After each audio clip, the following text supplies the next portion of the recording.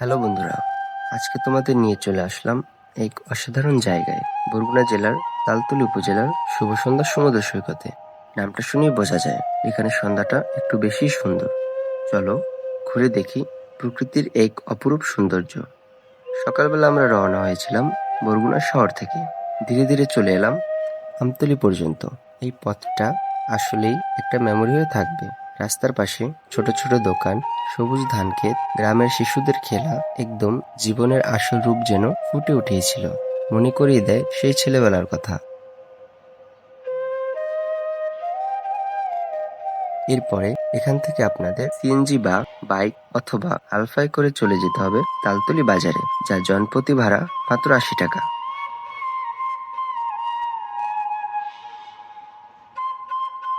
তালতলী যাবার পথে সবুজ গাছ, গ্রামের মানুষজন আর হালকা হাওয়ার মাঝে মনটা নিজে থেকেই ভালো হয়ে যাচ্ছিল।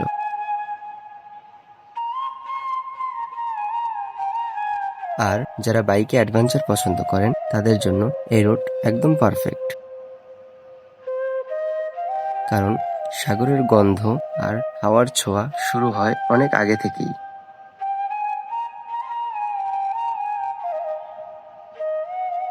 এখানে এসে প্রথমেই যেটা চোখে পড়ে তা হলো এই সুন্দর জঙ্গলটি, যা এক কথায় অসম্ভব সুন্দর।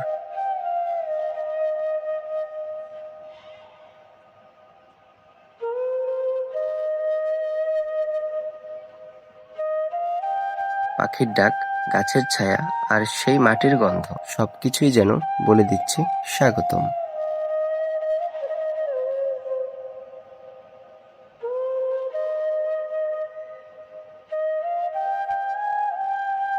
আর সেই বিশাল সৈকত, দূর দিগন্তের ঢেউয়ের নাচ।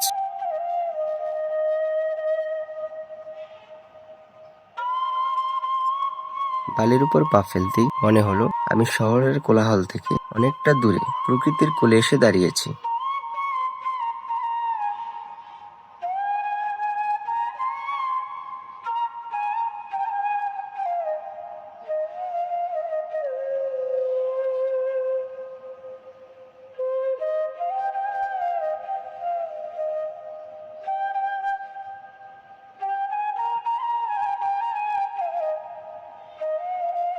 কেউ একা একা বসে আছে, কেউ ছবি তুলছে, আর কেউ বা চোখ বন্ধ করে হাওয়া নিচ্ছে।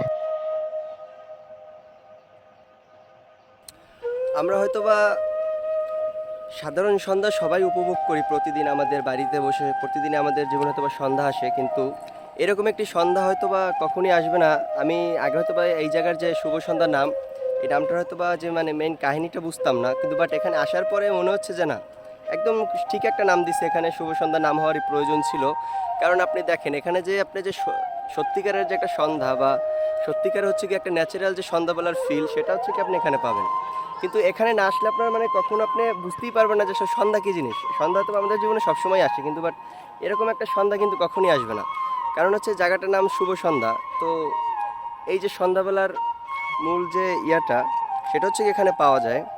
মানে এখানে হচ্ছে কি আপনার, এখানে হচ্ছে কি সূর্যাস্ত এবং কি সূর্য যে ডুবে যায় সেটা আপনি একদম সরাসরি নিজ চোখে দেখতে পাবেন। সেটা হচ্ছে কি পিছন থেকে দেখা যায়। তো এখানে হচ্ছে কি অনুভূতিটাই অন্যরকম। যদি একান্তে কিছুটা সময় পার করতে চান, যদি মন খারাপ থাকে, খুব ইচ্ছে করছে না, কিছু ভালো লাগছে না, কষ্ট করে একটু চলে আসেন, আশা করি ভালো হবে বা ভালো লাগবে। নিজের শান্তিটা খুঁজে পাবেন এখানে। সাগর, নদী, পাহাড়, তারপর হচ্ছে গিয়ে এগুলো আসলে ভালো লাগা বা যে ভালো যে ব্যাপারটা থাকে সেটা আসলে মানে বলে প্রকাশ করার মতো না। সেটা যতই বলবো ততই হয়তো বা কম হয়ে যাবে। তো সবাই আশা করব যে বরগুনা জেলার যে এই ছোট্ট যে দর্শনীয় স্থানটি সবাই ঘুরে যাবেন একবার হলেও।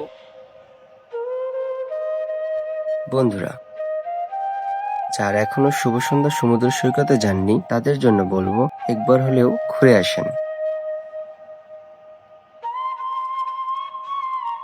এটা কেবল একটা জায়গা নয়, এটা একটা শান্তির অনুভূতি।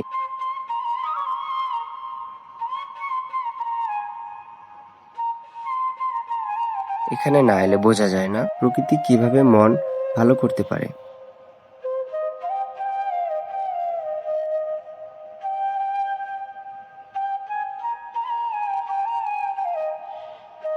আর সবথেকে বড় কথা, এই সৈকতের সৌন্দর্য এখনো অতটা কমার্শিয়াল হয়নি, মানে প্রকৃতিকতা এখনো বজায় আছে।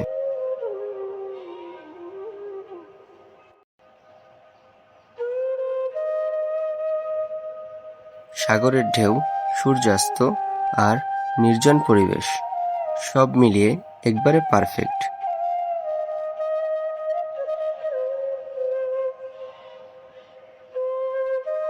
বন্ধুরা, শুভ সন্ধ্যা সমুদ্র সৈকত শুধু ঘুরে দেখার জন্য না, এটা একটা অনুভবের জায়গা।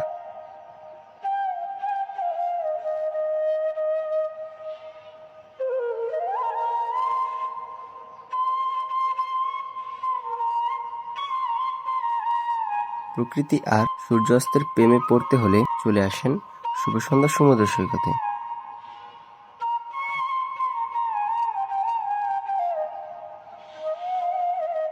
আর এখানে খরচের যে ব্যাপারটা সেটা যদি বলি, আপনারা যারা বরগুনা জেলার ভিতরে আছেন তাদের জন্য খুব একটা বেশি না, দেখা যাচ্ছে অ্যাভারেজ 400-500 টাকা যদি বাজেট থাকে তাহলে এই সুন্দর একটি জায়গা আপনারা উপভোগ করতে পারবেন।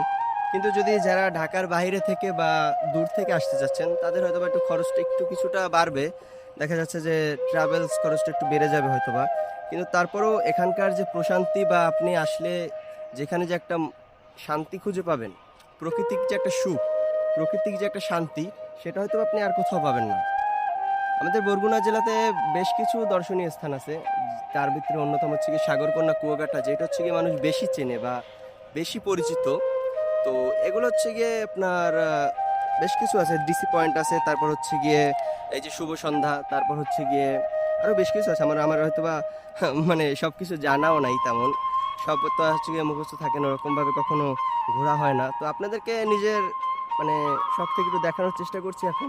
তো আগামীতেও দেখাবো, দেখতে থাকুন, উপভোগ করতে থাকুন। Like, share, comment. কিন্তু বারবার বলছি একটা কথা, সেটা হচ্ছে কি এখানে যদি না আসেন তাহলে আসল সন্ধ্যার যে ফিল সেটা পাবেন না, আসল সন্ধ্যার যে ফিল সেটা আসবে না অবশ্যই।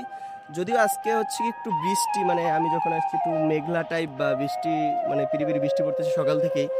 আপনি অবশ্যই একটু মানে বৃষ্টি যাতে না থাকে, মৌসুমটা যাতে সুন্দর থাকে বা ভালো থাকে, এভাবে দেখে আসার চেষ্টা করবেন।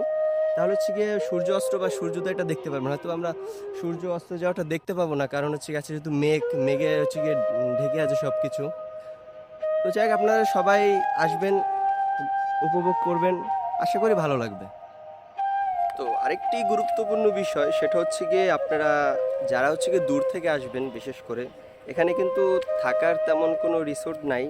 আপনি যদি হচ্ছে গিয়ে তালতলি শহরে মেবি থাকতে পারে, সেটা আমি সঠিক জানি না।